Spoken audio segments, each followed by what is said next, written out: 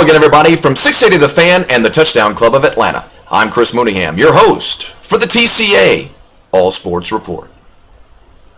Welcome into our second report of the 2014-15 GHSA calendar year, and well, what a start to the Georgia high school football season. I think a lot of people involved in the media, involved in GHSA athletics would agree that it was a wild, extremely entertaining, energetic, yet quite frankly a draining weekend to be a part of the festivities. For yours truly, let me take this opportunity to thank all of you out there who had kind words for us. Of course, this past Friday was my first pre-game, halftime, and post-game show on 680 The Fan. Well, more precisely, 1230 The Fan 2, 1340 The Fan 3, and always streaming live on atlantasportstation.com. I sound like a recording.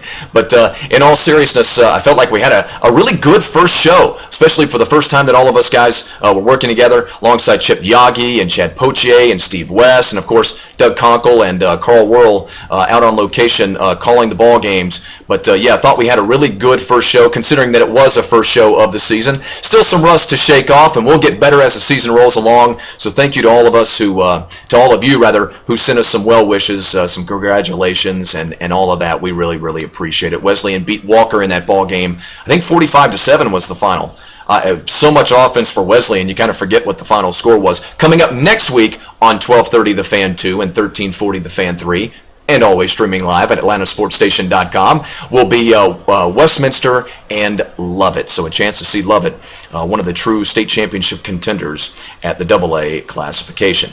So I do the show on Friday, right down at the station at Glen Ridge at Johnson's Ferry. I go do the show. You know, we end at midnight, we get out, we all talk about how the show went, things we can work on and improve, things we thought were really great. Get home, I'm one of those guys, I got to get in the shower before I go to bed, especially after being in that hot studio with 6 guys. So get home, get in the shower, wind down, get to bed. It's after 1:15, 1:30. Then got to get up promptly and head down to Columbus, as I mentioned last week, to call the 2014 Battleground Kickoff Classic, a really great invitational down in Columbus at historic A.J. McClung Stadium. If you've never had the opportunity to get down to McClung Memorial, you really should. That's where they used to play Georgia-Auburn from like 1920 through 57 or 58, I forget the exact year, but for about 40 or so years, they used to play the Georgia-Auburn game down there, and a lot of people left the Battleground Kickoff Classic talking about the host school. Brookstone beats Mount Pisgah 42-34, the final in that one. Sam Nadeem and Hudson Prather, or Prather-Hudson, I should say, combined for 300 yards on the ground and 43 carries. Nadeem scores 4 times and goes for 170 himself. And Brookstone at one point in this ball game was absolutely dominating and threatening to pull away up 23-6 and had the ball nearly in the red zone.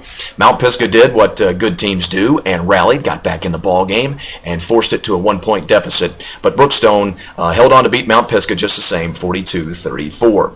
Eagles Landing Christian Academy had about a 5-year winning streak inside of single A regular season football snapped by Mount Perrin on Saturday in the opening game of the Battleground Kickoff Classic. 31-14, the final in that one. Dorian Walker was the offensive star. He went for over 200 yards of total offense, both receiving and rushing the football, and scored twice as well. In a potential state championship matchup, Greater Atlanta Christian and Benedictine locked horns in the AA classification, and Gax came away with a victory over the Cadets, 24-21. The final in that one, Davis Mills, a 63-yard touchdown pass to Darius Slayton, one of the great players inside our state.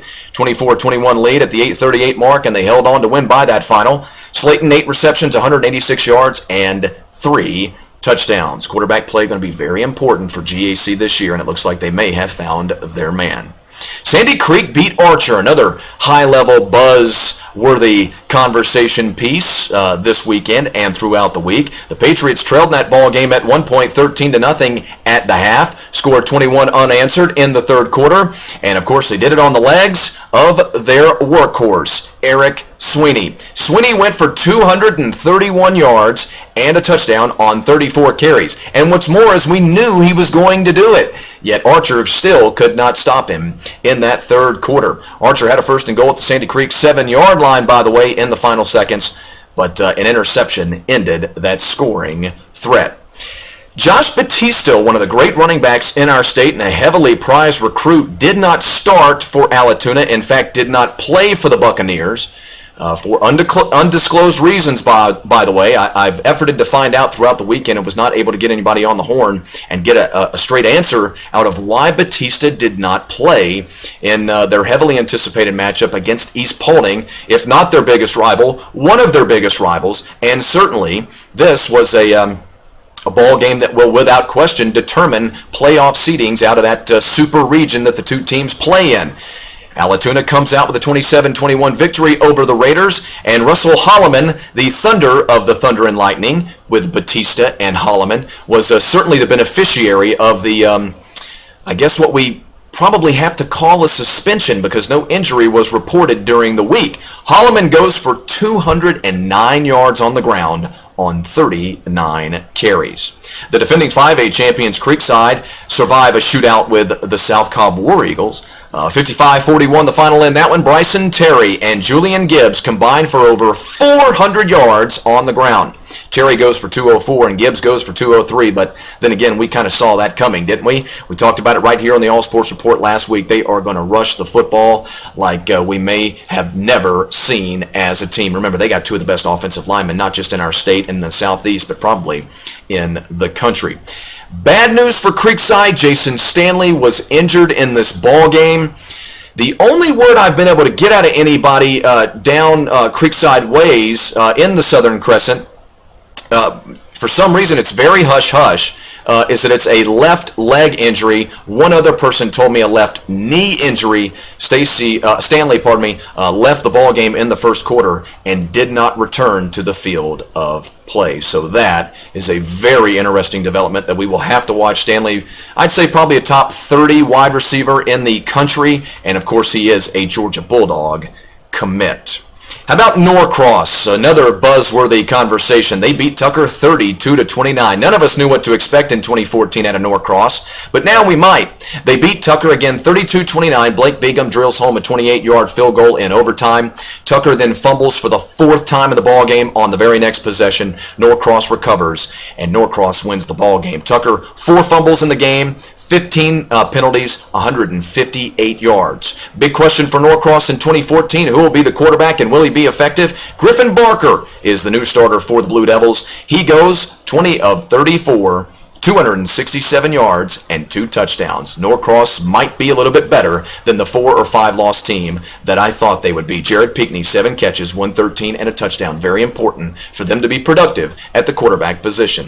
Colquitt, I'm going to breeze through them, but I still want to mention them because they may be the number 1 team in the state. They beat Mill Creek 31-14. They trailed the ball game at one point 14-10, but that's when their new quarterback Chase Parrish and Saeem King took over. Parrish, 20 of 29, 256 and a touchdown. Watch out for Colquitt. They may be the state champion.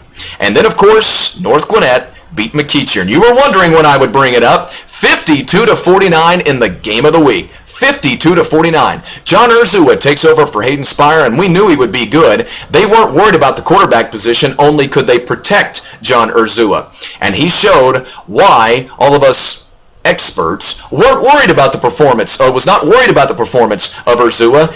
He goes, if you've not heard, let these numbers soak in, 498 yards and 7 touchdowns. One of the great days in the history of Georgia high school football. And he leads North Gwinnett to the game-winning drive in the final minutes, by the way. A 68-yard drive that ended with a game-winning touchdown. For McEachern, Taj Griffin goes for 138 yards and 3 touchdowns, but he was hurt in this ball game as well. Bailey Hockman, the quarterback, the sophomore quarterback, the coach's kid for McEachern, goes for 302 yards and 4 scores himself. The two teams combined for 1,000 yards of total offense. For more details on the polls, if you want to check out my version of the top 10 polls, I like to call them the Mooneyham polls, just like the college coaches poll, only impartial. Insert drum snare here. You can get more details about the polls, rankings, last week's results at chrismooneyham.com. And of course, I'm going to have a little write-up coming up here soon on the 2014 Battleground Kickoff Classic. And you can watch those games, by the way, that I mentioned in the Battleground Kickoff Classic live, or on demand, I should say, at the nfhsnetwork.com. Until next week, from 680 The Fan and the Touchdown Club of Atlanta, I'm Chris Mooneyham for the TCA All Sports Report.